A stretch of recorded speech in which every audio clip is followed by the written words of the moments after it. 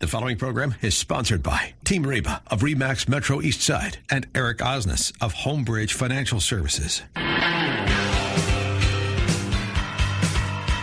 Welcome to Open House with Team Reba. Each week, Team Reba will be bringing you a roundup of real estate and mortgage news, along with information about the local Puget Sound region, highlighting some of the best and brightest entertainment options, family events, neighborhood highlights, and local business interviews, so you can feel right at home in the Pacific Northwest. Welcome once again to Open House with Team Reba. I'm Reba Hess of Team Reba, Remax Metro East Side. Hope you're all having a good weekend. This is Eric Osnes from Homebridge Financial Home Mortgage. Well, aren't you so friendly today? Oh my goodness, you're just like super friendly. Listen to you. It's a busy time of year and lots going on. And yeah.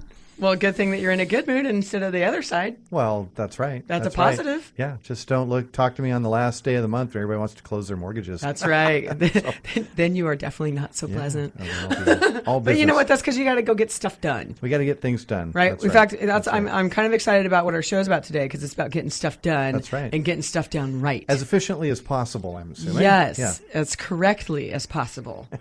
And with good thought and planning. That's right. So I'm going to tell our listeners that speaking of good thought and planning, I was very thrilled that because we talked about this on a prior show, you had put together, because you have not only are you a mortgage specialist, but you also do real estate teaching, meaning for people like myself, you teach clock hour classes so that real estate agents can become more educated, and it also goes towards our renewal periods. Right, continuing education. Continuing education, yeah. Lots of organizations are required to do CE credit kind of training in different industries. And we had mentioned that you were putting a class together that you said is based on the worst real estate agent ever. Which I thought was hilarious. And I couldn't wait to hear it. And you just recently had me and some of my team members in to audit this class for you before you take it out to the general real estate public. Thank you very much for that. Well, it was all about planning and doing things correctly so as not to muck up your process. Right. Yes, processes can definitely get mucked up, especially when there is no process. Yes. And unfortunately, in the real estate industry, there's a lot of that. There's a lot of that going on. Yes, and, there is. From the lending standpoint, when we look at a mortgage, and actually talk about this in the class a bit, we think of it as a manufacturing process. When you get to the end, to the closing, there's definite things that have to be included in that file, in that mortgage. Yes. It's credit, it's income, it's analysis, it's the appraisal, it's insurance, it's a title policy. All those things have to be present. All going on with the real estate process. Right. All crunched into in a reasonably short amount of time, and relying on people who do not work for you to do their jobs. Yes. And so sometimes that can be a little bit like, what's the analogy, herding cats. And yes, my birth name actually means cat farmer. Katzenmeyer, my mother's maiden name. And I was like, I was literally born to herd cats. You're living your legacy. I am. Yeah, that's awesome. So maybe that's why we work so well together. Could be. Could very well be. Got my tiny little whip.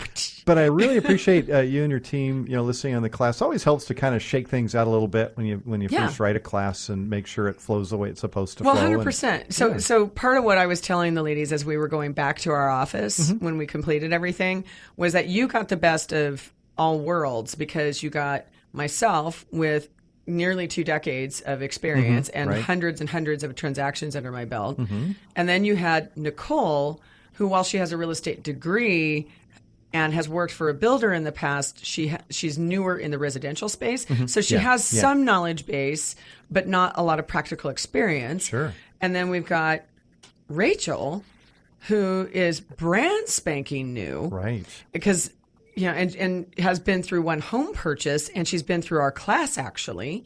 Yeah. And, I thought that was really interesting that you would get those 3 different levels of experience, because that's exactly who you'll have in a classroom with you when you teach this. So I think we had this great breadth of input and insight, because you needed to make it simple enough that Rachel could get it, but that someone like me isn't like... Yeah, right. Yeah, exactly. Right. Yeah, exactly. So it was, everyone loved it. They thought it was really, really useful. Oh, good. So thank you for putting that together. And I thank you on behalf of the industry, because please go educate. There you go. Well, I just want to thank the world's worst realtor for providing the content for that class. You know what? I keep wanting to ask you, is he actually a realtor, though? No. Because I bring this up all the time. R. Because that's the thing. There's a distinction. You're not supposed to say realtor unless they're actually a member. Okay. So there's real estate agents, and then there's realtors. So every realtor is a real estate agent, but not every real estate agent is a realtor. And Correct. so that with a matters. capital R. Yeah. It matters. And I believe this person is a realtor with a capital R. I want you to give me their name off air so I can go find out. I can't do that. I have to protect my sources. You know, there's a... Oh, sure. Yeah. Okay. Yeah. All right. Not that you and I don't have enough stories that you could use them on some of these examples, but yeah. Well, no, we definitely. I have some cooking right now, actually, this month. Where good times. You know, we have a transaction. It was rush. Let's get this thing done in 2 weeks, and we did. We got it all done, ready. My team they're rock stars. They're really, really good. So we got this file ready immediately, and now the buyer took a trip to Texas. And all of a sudden... Oh, for heaven's sake. And now he's having... An impromptu one? Or did they know they were going? And, what did they do? Find a Groupon? Well, apparently. I don't know. Couldn't help themselves? But now, Expedia sent out a notice like, oh, the rates for that trip you want have gone down. Well, Get it while you can. I think the feet got cold. And well, did they cancel? No, haven't canceled. Just... Unavailable. Stalling. Yeah, just delaying. Well, why can't they sign in Texas? They could. Yeah, they totally could. Yeah, but they don't want to. They're thinking about it now at this point, that now that we've done the huge fire drill to get everything done, you know, very, very quickly. Now it's like, I'm not sure if I want to buy this place or not. And that happens from some, you know, at some, you know, cases people get buyer's remorse or people have second thoughts about it. But you know, I sort of shame on the real estate agent though, because, you know, I'm trying to think back in 17 years. Have I ever had somebody do that? And usually what happens is we get to that place before we draft the contract or before we send the contract. Right. Because we start asking a lot of questions right up front. And that's, you know what, so that leads me into, I'm going to mention for anyone who's been listening to the show before, or if it's your first time listening, we teach these Washington State Housing Finance Commission classes. And in it, we go through a critical thinking process. Right. Which is specifically about, because what we start asking people when they come to that class, because we know that they're already looking online, we know that they're like looking at all the fun, pretty pictures that they can find on whatever app it is. But many of them, we do realize, haven't truly thought about what it is they're doing. And in that class, we drill into the thought process and what things really mean to them and what buying this house will do. And you and I both know I've had enough clients, especially if they're like unmarried couples, you know, weirdly enough, some of them have broken up because we make them really, really, really think about this most expensive thing they're about to buy. All of a sudden it gets real. It does. Yeah. And we make them have these hard conversations. Right. And that makes a difference on how they buy, where they buy, if they buy, and a whole bunch of other things. And with whom they buy. Yeah, and I would rather do that with them up front and either not have a transaction happen and do the right thing for somebody than have what you're dealing with right now. Right, exactly. Because that's just a load of hooey. The process... that's a technical term. That is hooey. Is something that we like that word, and we like the word depends. Yes, my favorite answer in real estate. Right. I know. I have Nicole asking me questions all the time. Like she's always looking for an absolute. I mean, God love her. She's on the team and she's always looking for that absolute. And I'm like, you're going to have to learn that there's a whole lot of gray area going on. There's just everything depends on all these other factors. And if you don't know, gray areas are where the trouble goes to hide. Yes, I love that you said that during your class. Yeah. That was like the most perfect thing. I'm going to probably start saying that more regularly. And although all my friends with gray hair, I'm going to be like, so what you hiding? Yeah, there you go. Which I should be careful because our guest has some very nice silver hair in the room. But enough about my client with the buyer's remorse. Yes. So let's tell me what's going on with the market right now. now. Well, okay, but can I just mention though? I just talked about our class. I do want to remind our listeners we have February 29th coming up down at the Renton Chamber of Commerce in Renton from 9:30 to 2:30 is our class. And this class is the official first-time homebuyer class sponsored by the Washington State Housing Finance Commission. Yes. This class is a requirement, if you plan on taking advantage of special financing programs such as zero down options, which you can actually get if you earn less than $145,000 per year. And this class will also entitle you to discounted cost of PMI, private mortgage insurance, which is required when you put less than a 20% down payment. Yes. So it's a great class. That's very key. We save you a lot of money. That's right. Now, this class, there are other ones out there, first-time buyer classes available. We've somewhat taken the original PowerPoint by the state of Washington and chucked it in the bin. You know, over the last 21 years, we've been working on this class, and we've adjusted it, modified it. Of course, we cover all the key topics, but we try and do it in an interesting and fun way. We have game included with the class. We have just a ton of information that's not only for soon to start adding video. Yeah, but not just a first-time homebuyer content, but also life skills. You know, especially when we get into issues like credit. Yeah. We have families that send all of their children. Yeah. To our class that. It's a big deal. We're getting to that time. You and I both have done this for so long. We're actually getting into the generational options of this. I know. I love it. Yeah. The fact that I'm a great aunt freaks me out. Every time I have to remind myself, a great aunt, not even just aunt. It goes fast. But yeah, it does. But it is a class that is 100% something that people will walk away with tons of. I mentioned it on other classes we've had, or other shows, we've had listeners to the show who have owned homes who've come to that class and walked away going, wow. I didn't know that. Yeah. They learned a lot. Well, even if it's we invite you, go to info@teamreba.com or to teamrebaclasses.com and you can get more information and sign up. Right. And we highly recommend, even if you're not in the position it is, if you know people who are thinking about this or you've got, kids or grandkids, right. Send them. This is a great class. We have a premier class. I'm going to say even if it's been more than about five years or so since you purchased a home, everything's changed. Yes. And so it's good to get brought up to date with all of that. Yes. And just Gotta get keep yourself up to all speed. educated. Yes, absolutely. Yes. Well, we have to take a real quick break here, pay a couple bills, then we're going to be right back. We're going to be talking some software and software development. What's that going to be all about? Wouldn't you like to know? Stay tuned. We'll be right back.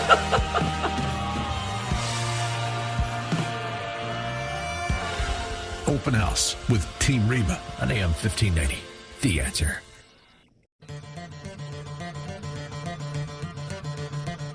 Now, back to Open House with Team Reba. Welcome back to Open House with Team Reba. I'm Eric Osnes from Homebridge Financial Home Mortgage. And I'm Reba Haas from Team Reba. Happy Saturday, everybody. Hope you're off doing fun things today. Yeah, because listening to our show is keeping totally an ear fun. open to what we're going to be talking about today. Yes, we're going to, you know what? You came from our outro kind of like, we're going to talk about software engineering. It's like, well, yes and no.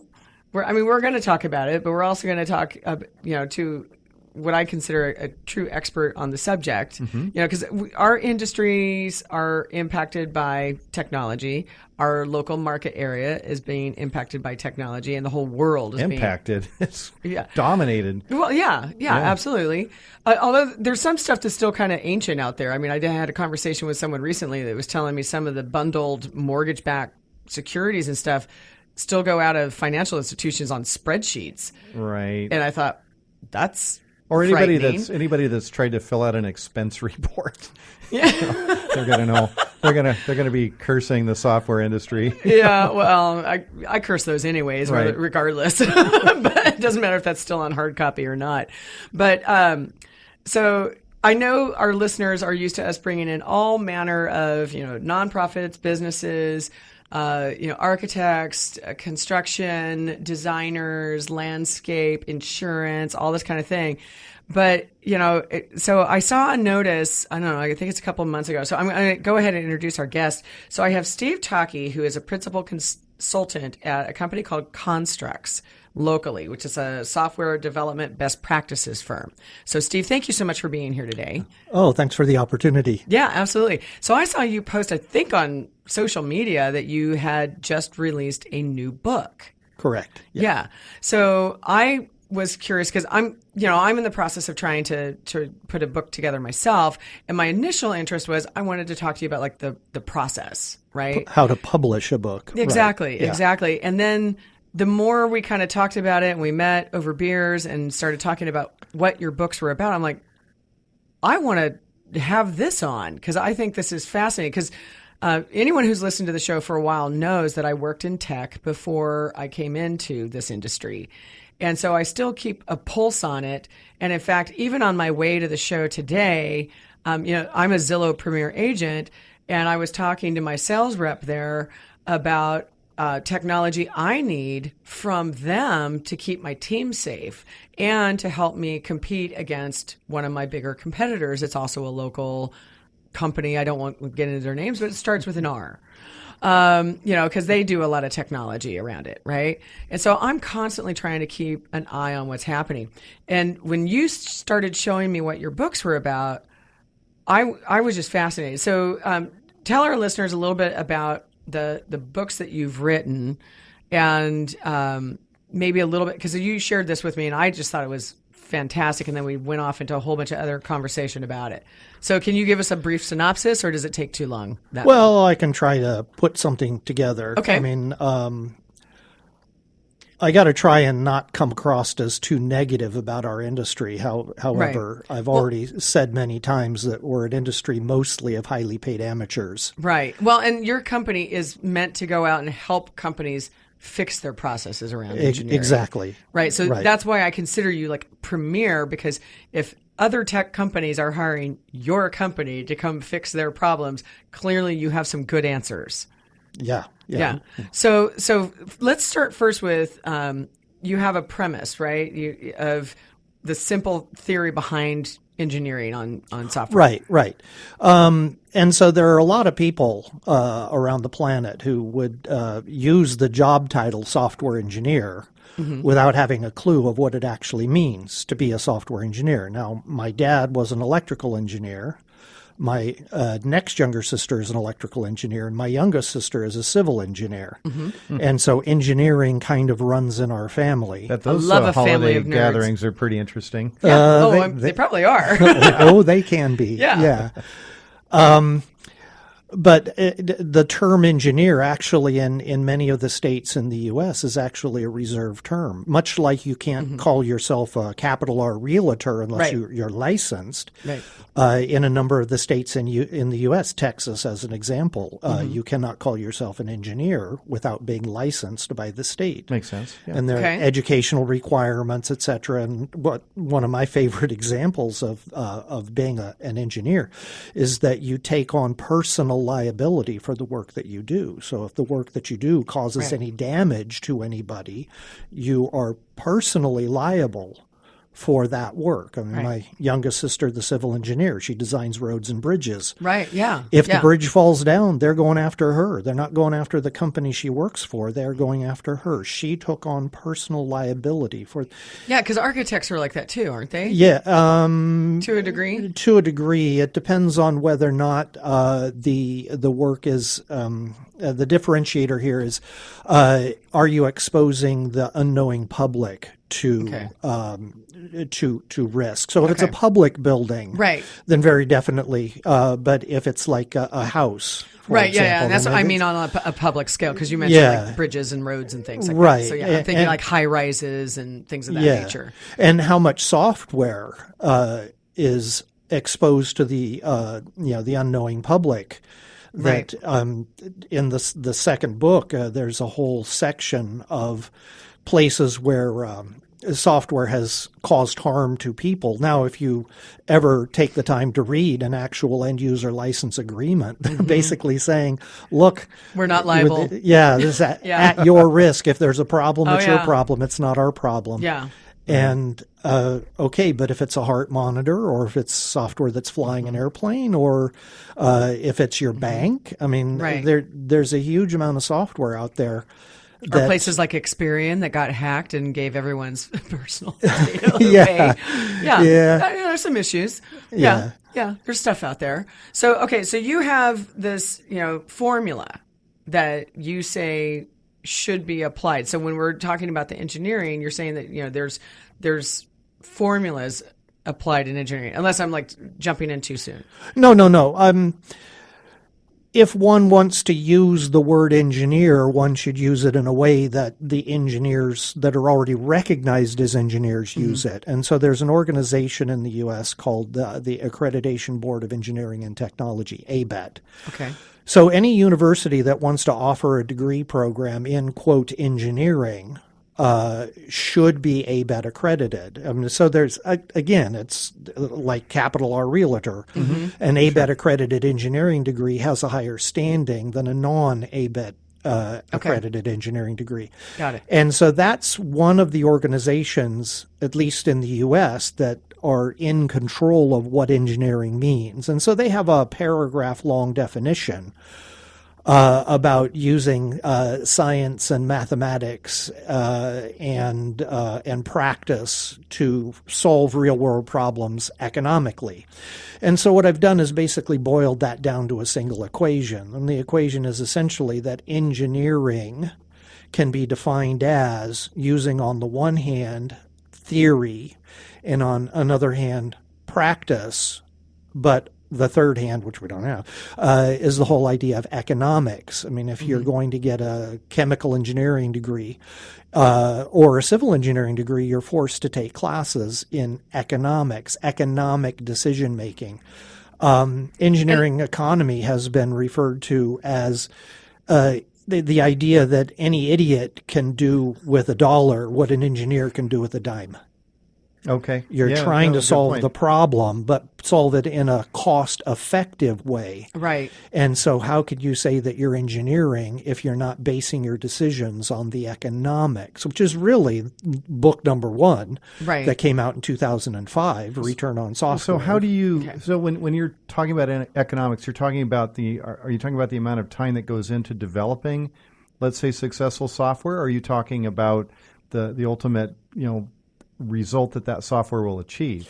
Well, it's both, because it comes down to essentially, cost-benefit analysis, rate of return, Sure. Right. Which depends not only on how much you had to spend to get there, but how much you got back in return for that. Right. And that used to be the argument when I was in tech all the time. And that's how, at one point, I sold a JDBC driver to SQL Server at Microsoft, because they wanted to say, oh, well, we have all these great developers and we can do this ourselves. And I said, well, my company's been here 20 years and we've spent all this much money and we've done this much testing and we have all of these things available.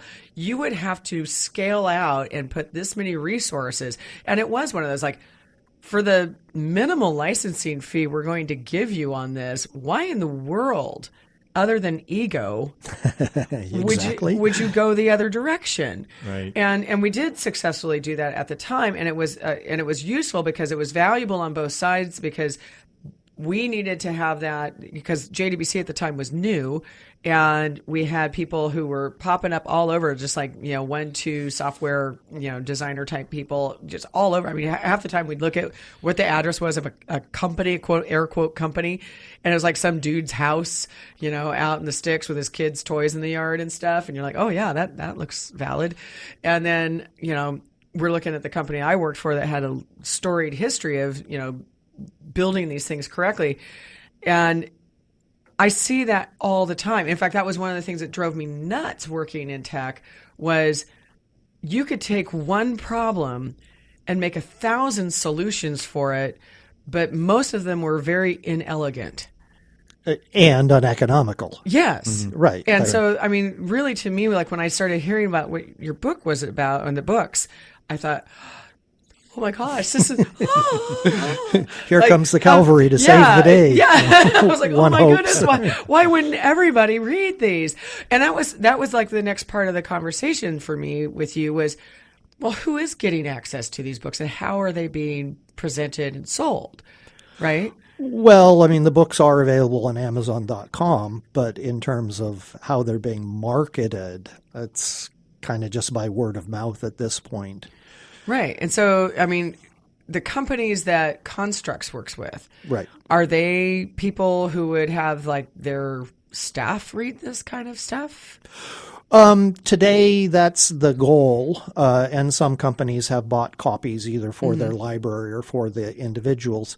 But if you kind of read between the lines between both of the books, I mean, the first book, the economics book, is actually written as a university textbook. Okay, because they seemed like textbooks to me, but Yeah. I mean, and they're of the size of a typical software book, but they're also actually a fairly easy read as you start to go through. I mean, yes, they get into complexities, but it's an easy read. So I want to get into more of that when we get back on after the break, and I'm sure my economics guy over here is going to have more questions about what this does to help benefit companies who implement these kinds of systems, right?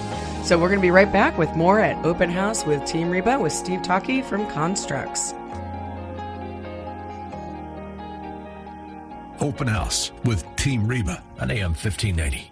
The Answer.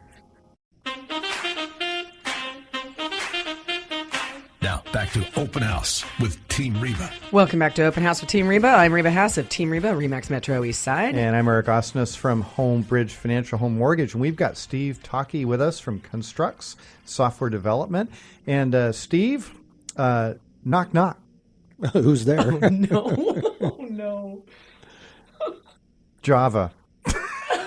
Java who? That's my joke. You notice that big That's long the pause? limit. Yeah, because you were trying to come up with something. What can I say? So, no, Oh, my gosh. I guess my point is I have software on my laptop sitting in front of me that I hate with a passion because it doesn't work right, or it works one way one time and a different way another time, and when I can't go back, I gotta start all over from the beginning, where it should just have a button that says take me back to the last place, and I imagine that's kind of something that might fall under your realm, is figuring out ways to avoid those frustrations so that the worker can work more efficiently, more economically. Right. Yeah, and sort of to tie this back actually into the real estate topic, I've been building code for other people since 1977. But one of the most eye-opening experiences in my whole entire career, I used to work at Boeing, and then I left Boeing to go work for a company called Rockwell Collins in Cedar Rapids, Iowa.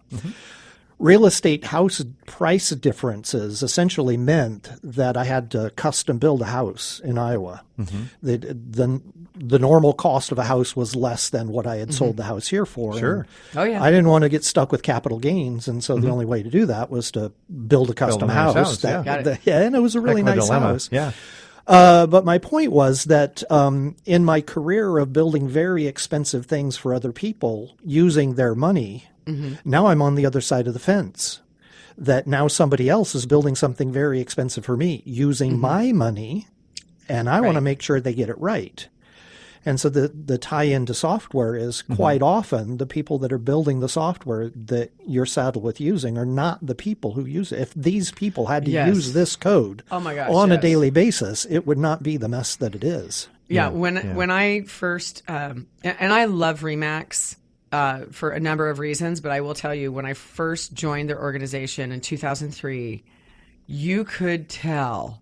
Like, they had their CRM and other back-end, systems that we were supposed to use. And I thought, well, no wonder not enough of the agents are utilizing their technology, because it was junk. You could tell it was made by developers for developers and not for the end user. And, that's one of the things. In fact, I think this is great. Actually, I'm kind of glad you're here because I just had a conversation earlier this week where my marketing manager is asking to shift his schedule because he wants to take a UX class, a user experience class. And part of the reason some of these real estate websites or real estate related websites are beating out the traditional vendors out there like Remax, although much of that is changing, it's because they're really good at building that user experience. Doesn't mean they're necessarily changing, what happens actually in the transaction. Right. But they're doing this user experience where people feel like things are simple and easy. And that's where, like the people who come to our classes, they're seeing the simple, pretty part so far. That's like, oh yeah. But when you dive into it, you're like, yeah, those people, they're really not helping the transaction itself. Yeah, well, it's all about, they're just now finally figuring out like it's about conversion of leads and opportunity. Right. But and that's it. Plugging a different book, there's a guy, I believe his name was Alan Cooper, but he wrote a book called The Inmates Are Running the Asylum. Oh, I've heard of that. Yeah. Oh, it's a classic book. It's if you let developers define user interfaces, you get user interfaces that are really easy to build, but a pain to use. Right. Yeah. Now, if you let a user experience expert define a user interface, it's a usable interface, but boy, is it a pain for the developers to build. Sure. Maybe that's why no one ever hires me as a consultant. Because I went on They're for far years. too expensive. Yeah, well, Yeah. I mean, so that, again, was my conversation with Zillow today, because one of the concerns that we have in our industry is safety, because we're being asked to answer a click-to-show button, and I have to send myself or my other licensee out into the world to meet a random person. And we actually just got into an argument with a woman. This has all happened since you and I had our beers. Right. We got in an argument with a woman over text because we asked her to send us a simple, just like, can you send us a photo ID of some sort to prove who you are? And we could see who you are, and we know that your name matches the stuff. And she started to claim that she worked in security, technology security, and said, no, I'm not going to send that to you. Then she threatened to try and turn me into the Realtors Organization for some kind of stupid ethics violation. I'm like, this doesn't fall under that. Right. And then we went and we said, okay, well, that's fine. Let's find an alternate for you. That's fine. We can meet you in person. We went through all these other iterations of trying to find a way that would make her comfortable. And then she wanted to slam, like we have a privacy policy, but we don't always send it out when someone just asks to go see a property. Like we'll share it with them when we are handing over a booklet of our, how to work with us stuff. And so we went through this whole thing. So we're re-looking at our processes. But I thought, Zillow has agents who pay for their service all over in Canada and the United States. And we all work for different kinds of companies. And so I went to my other competitor because we started doing the photo ID on purpose because we were mimicking what another firm did, because they also have the click to show button. And some of my old clients, thinking I was too busy, didn't call me instead and did that. And then, things changed. Well, so I do, espionage on my competition. Duh. Who should, why not? And so we went and we saw that they had changed their process. And now they're doing this phone verification, authentication piece. And so we were like, okay. So I'm having a conversation earlier this week with my Zillow rep saying, I would like to request, and I want you to take it to management, I need you guys to add this. Because there's no way you can ask every brokerage that does business with you to do it themselves. But you guys, if you're going to have us doing this, then I'm going to ask you to keep us safe. Because there's been, just in the last couple of weeks, another high-profile death of a real estate agent. And it happens all the time. We either get attacked, because we've mentioned this before, that when Eric and I are teaching our class, I've started asking the people in the room, how much do you think the average real estate agent makes? And I'll start off, I said, do you think we all make over six figure? No. And every hand goes up in the room. They believe that every real estate agent makes $100K or more. And the truth of the matter is, nationally, it's $46,000 a year before expenses. And so, these people are told to, look like you're successful, do glamour photos, do all these, drive a fancy car even if you can't afford it, which, I've never bought into any of that baloney.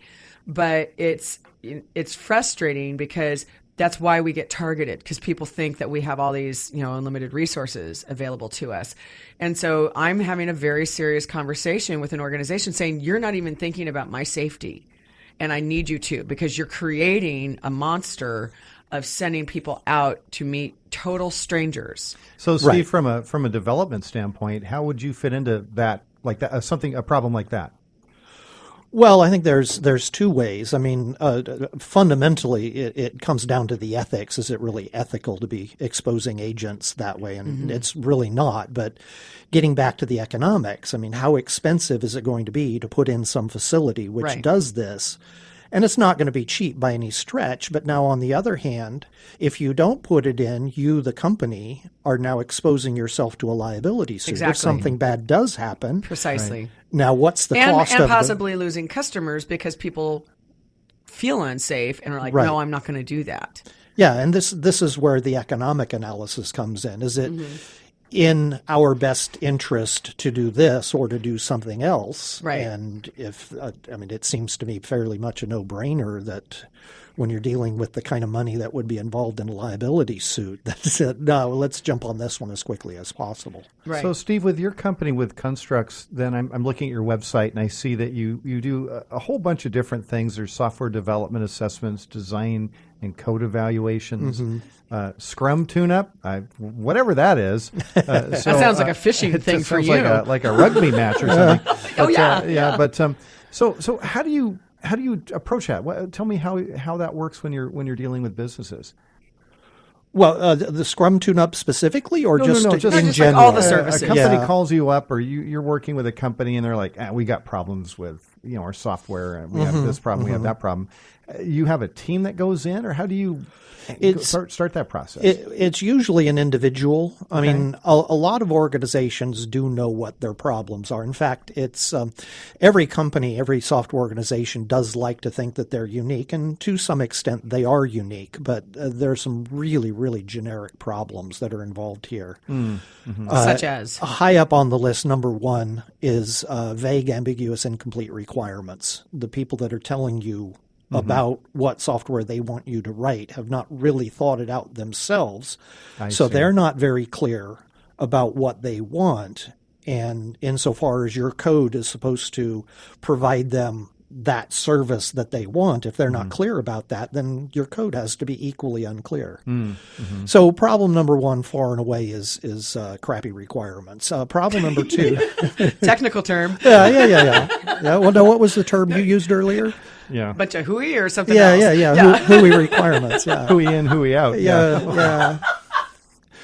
We have a fair amount of problems in the industry with basically project management. How do we estimate the project? How do we track the project? Yeah. How do we make sure the project is proceeding on time?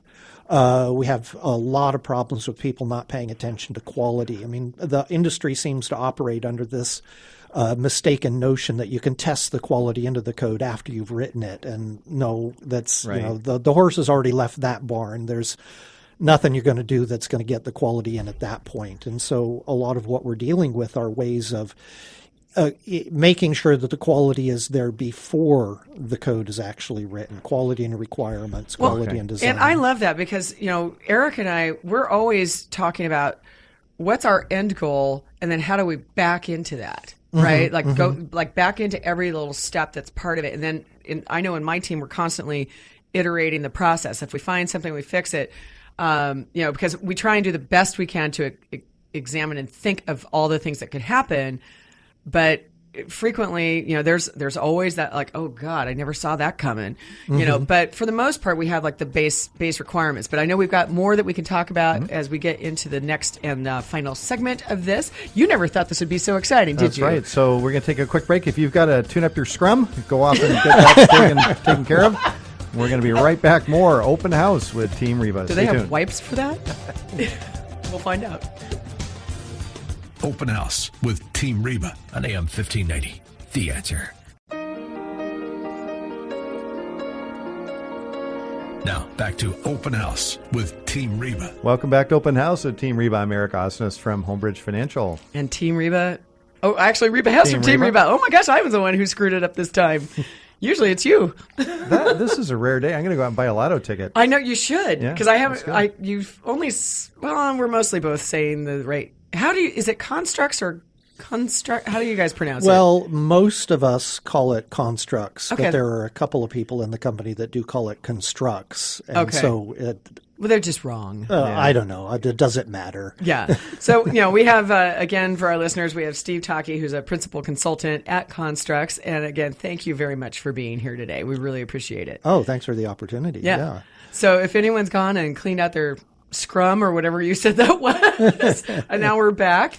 So I'm so curious, Eric. What other kinds of questions do you have? Because I had a chance to ask Steve a lot of questions, but this is a chance where we both get to interview somebody, and I love because you have that economics background, and I thought you would really, given what the simple formula is that he's got about all this, I figured you'd just be like all on it. Well, I am very intrigued by that, just in how you can go about analyzing such a complex, subject.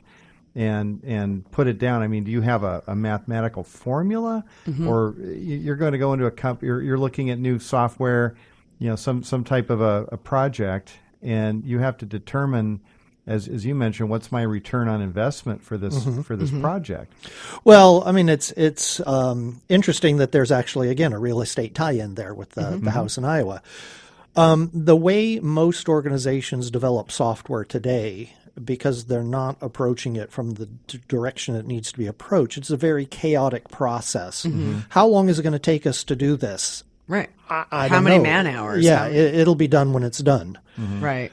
When I was again in Iowa and having to custom build the house, the target was I need to spend this much money to avoid capital gains. And so now the obvious question is, how big of the house do I need in order to spend this amount of money? Right. Which that's a different problem today. Capital gains is treated completely different than that particular But time. for your analogy, but for your analogy, I totally get it. I just want to make our listeners know, that's not how it works today. So I was talking with a building contractor, and he said, "Oh, that's easy, $95 a square foot." Now, some of the square feet in the house cost more than that, and some of the cost less than that. Yeah, on average, because kitchens and bathrooms always are more than just bedrooms and I think space. At that time, so many years ago, it ended up being $120 per square foot main floor, and like $65 for a square foot off main floor. But if you average that out, it ends up being the $95 over the whole house. But then that's based on having a blueprint for the house. How many square feet is in this house? What features, what kinds of upgrades and or, which is a great lead-in products. to the second book, which is literally blueprinting software. Okay, yeah. You want software that does X. Well, independent of the technology that's going to be used, there's the business, if I could call it, of X. There's a set of policies that need to be enforced. Sure. If you're a bank, what does it mean to be a bank customer? What does it mean to be a bank account? Can a customer not have an account? Can an account not have a customer? These are all policies that the software that needs to be built needs to enforce. The job of the software is to enforce this policy. And there are processes that the software is supposed to carry out. What does it mean to put money into an account? What does it mean to take money out? What does it mean to move money from one account to another?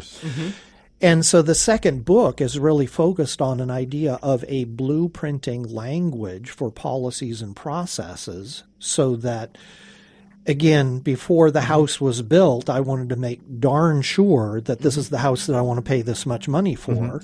And so there were a lot of hours spent poring over these engineering drawings of the house to say, okay, yeah, I like that. Can we make this room a little bit bigger? Can we move this here? Because it's very expensive to change the house after it's been built. But it's really cheap to change the house before it's been built. Exactly the same thing happens in software. Yeah, I love it. You have all these schematics in here that are showing some of the things that you're describing right now. I love it. Yeah, they're just policy and process drawings. They're not. So you're giving basically an architecture that says if you follow this plan, you'll be more efficient with your software development. You'll be more economical. Exactly. Yeah. Got it. Yeah. One of the things that the industry as a whole doesn't understand is that there's a very important measure that you should be measuring on your projects. If you only measure one thing, the thing that you should be measuring is something called rework. Out of 100 labor hours that your people are spending, how many of those labor hours are fixing things that got broken earlier? And we've actually measured rework in 5 different organizations around the planet. And when we measured rework, it averaged 61%. Holy cow! I know, isn't that shocking? I think I heard somewhere that that rework or debugging is kind of the analogy is you're the detective in a crime drama, but you're also the murderer. Oh, exactly. Yeah, Oh my yeah. gosh. Well, it's accurate, but ouch. Yeah, I mean, the joke is that the typical way of developing software today is to start with a blank screen. Now, that's obviously wrong. Debug it. Yeah. And so you're debugging from day one. Oh, yeah. What is your target? What does right mean? And if we can come up with a drawing that expresses what right means and get an agreement between the people for whom the software is being built and the people that are building the software about what right means, then you cut down immensely on the amount of rework. Yeah. Now, I have to admit that we weren't measuring rework, but on several of the projects that we've done this way, that if I had to estimate rework, I'd say it's easily under 10%. Interesting. Wow. What's your greatest success story with some of the clients that you've worked with? Well, in terms of saving them money or size of system built, or I'd say maybe a couple examples, but I'm thinking in terms of saving money, mostly. Well, I want to hear that, and then also like how should organizations get these books so that they can do that? Yeah, we'll get to that for sure. well, how you get the book is just go to Amazon.com. Right, and, but but I feel like there's almost like a groundswell of consumer support that should be like, we would like for you to all start using this, please. Yeah. Well, because I want to, one of my goals is to have people hear this, and if hey, if you're working at one of these tech firms, check these out. Check out your company, but check out the books for certain. Right. And then if you're in the educational environment, then absolutely, please, or if you're someone who's looking to get into this, please come and read these books. But yeah, go ahead and answer Eric's question, though. So without dropping names of the organization inside of which this all happened, basically you got a series of 3 projects that are all related, but very, very high-tech products. And as the products are being created, you want to do some testing of the products to make sure the products are being put together correctly. And so the term is automated test equipment, which in this particular case is about the size of a small Toyota truck. And what you do is you wheel this truck up next to the thing, you plug it in, and this machine exercises the thing that's being built and will tell you if it's being built correctly. Now, for various reasons, in all 3 of these projects at the same company, essentially, the project team that was originally responsible for doing the projects had wasted the first half of the project.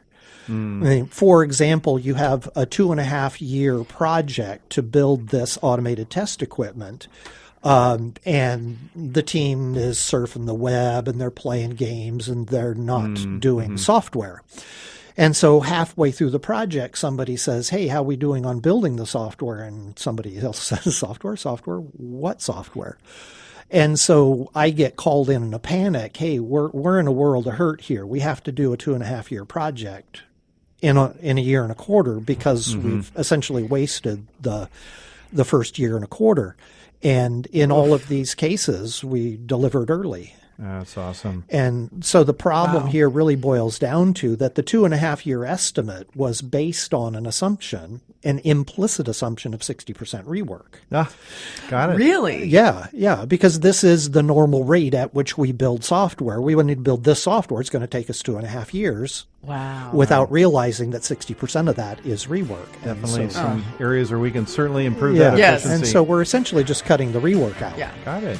Well, love to have had you on today, Steve. Real pleasure. Yes, thank you. We're going to put Thank your you. contact information, everything up on the website. And hopefully we can get you back in again, figure out what that Scrum thing is all about. Yes. Construx.com is where you can find them. Thank you for listening to Open House with Team Reba. To contact us, visit Team Reba at RE/MAX Metro Eastside on Facebook or email info@teamreba.com. Join us again next Saturday afternoon at 2 for more Open House with Team Reba here on AM 1590. The Answer.